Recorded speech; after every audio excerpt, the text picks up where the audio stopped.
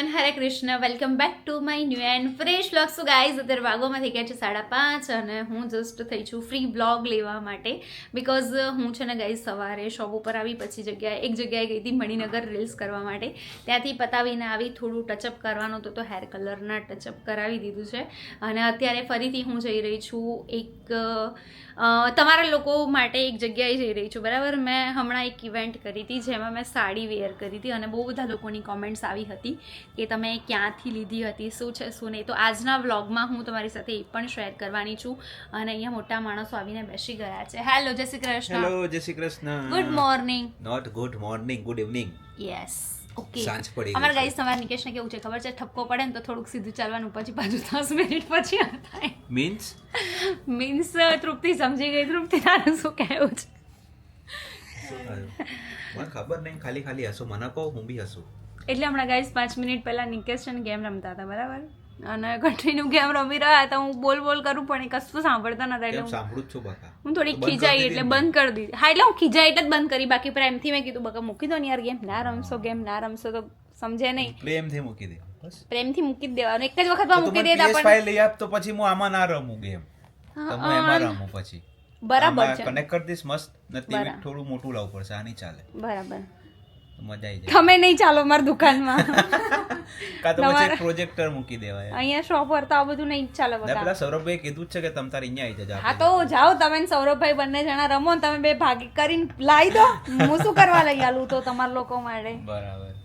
બરાબર, ત્યાં આગળ આપણે હમણાં મોટા માણસો બતાવવા જઈશું છે. કેમ મોટા માણસો આયા છે ને ત્યાં. બરાબર છે, જઈ આવો.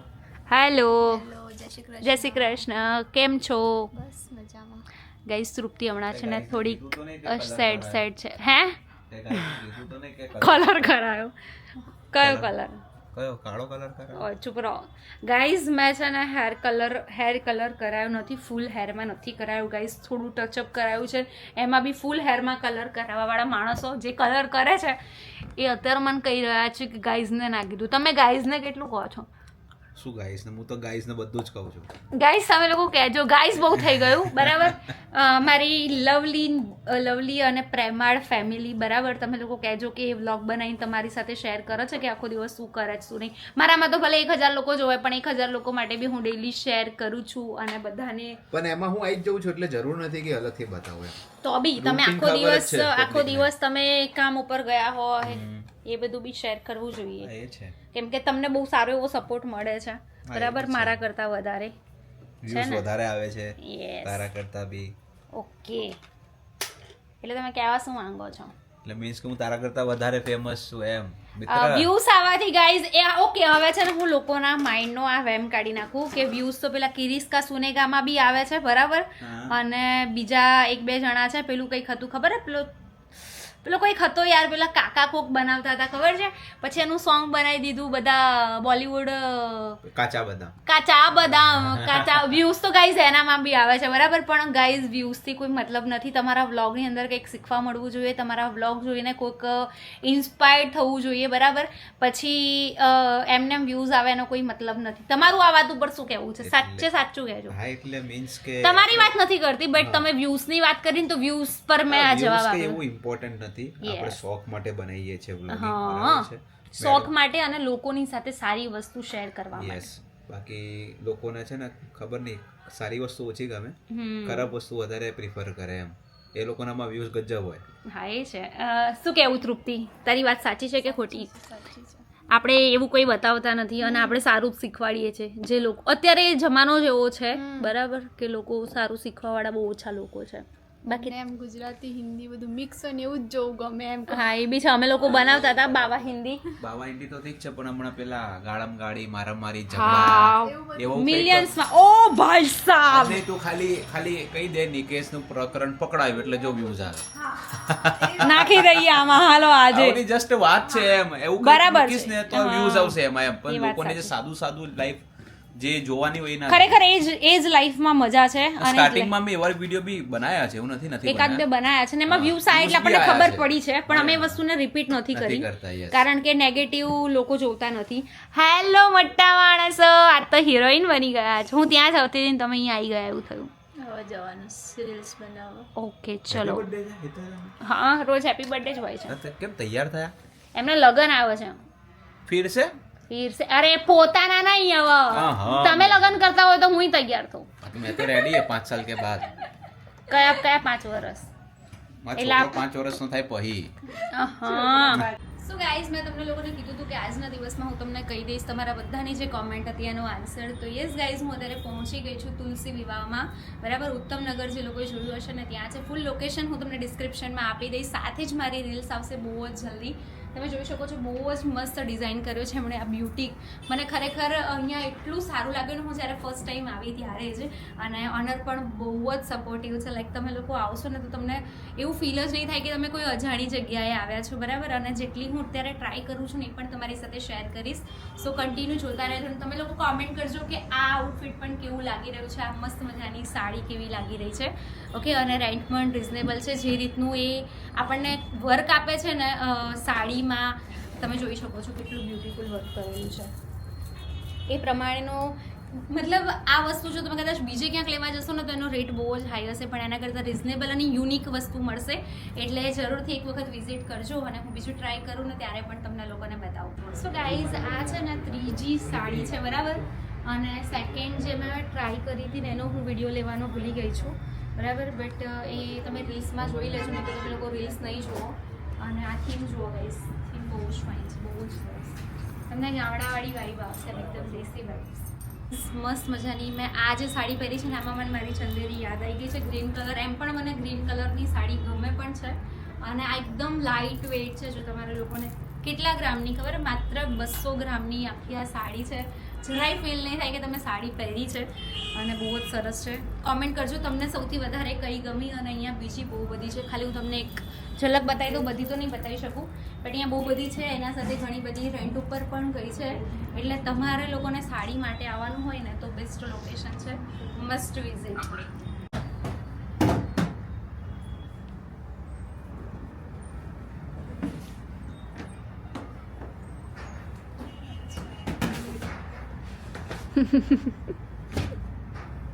જો ઘરમાં પગ મૂકતા જ બરાબર અહીંયા શું કાઢ્યું છે વનરાજાની જાન તો બરાબર છે પણ વનરાજાની જાનમાં માર્વલના હીરો ક્યાંથી આવી ગયા એ બેન જમવા મહેમાન બેહાડ્યા છે બધાયને અરે, એટલે મહેમાન છે જમવા માટે આ શું છે નિશિવ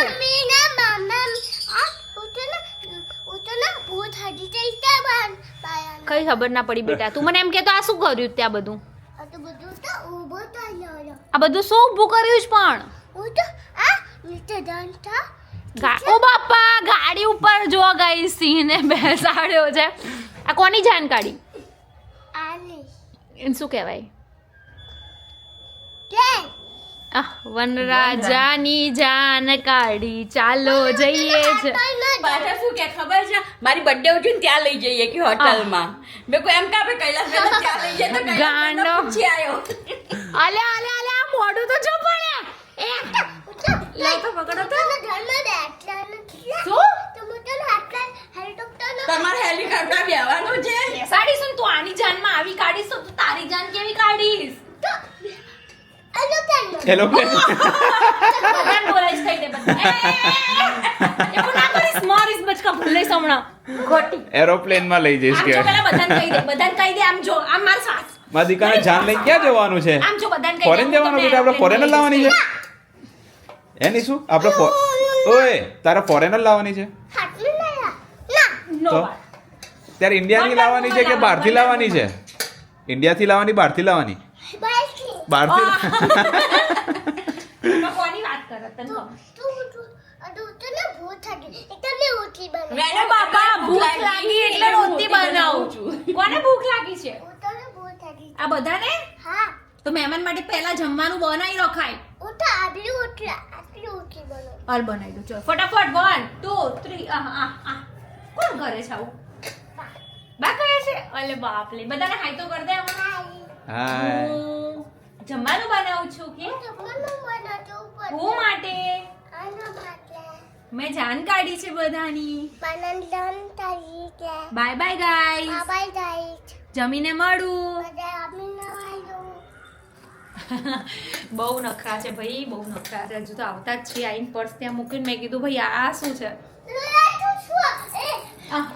પણ વનરાજાની જાનમાં બધું ઓકે લાગે છે પણ પાછળ જે એને કેરેક્ટર બેહાડે છે ને આજે એમાં નહીં મજા આવતી. તમને હા મજા આ આવે થોડુંક કે ના અલગ લાગે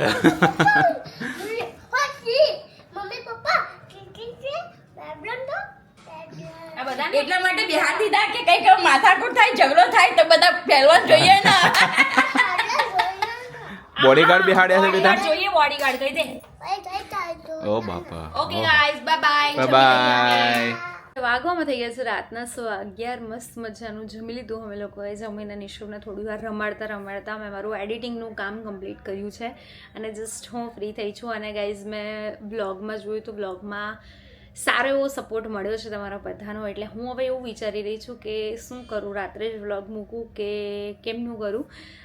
કારણ કે કેવું થાય છે કે સવારે જ્યારે હું 10 વાગે વ્લોગ અપલોડ કરું છું ને તો પહેલાં લોકો છે ને કન્ટિન્યુ જોતા હતા, બટ અત્યારે કેવું થાય છે ખબર છે, મતલબ હું મારો ઓપિનિયન આપું છું, તમે લોકો કોમેન્ટ કરજો તમને લોકોને શું લાગે છે.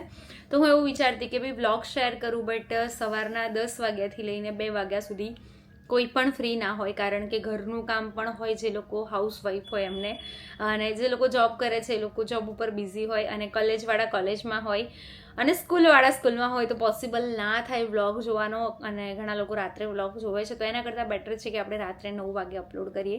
સો ગાઈઝ, તમે લોકો કોમેન્ટ કરજો કે આપણે શું કરવું ને શું ના કરવું. તો તમારા કોમેન્ટ્સના રિપ્લાય પછી આપણે ડિસાઇડ કરીશું કે કેવી રીતે વ્લોગ અપલોડ કરવો છે.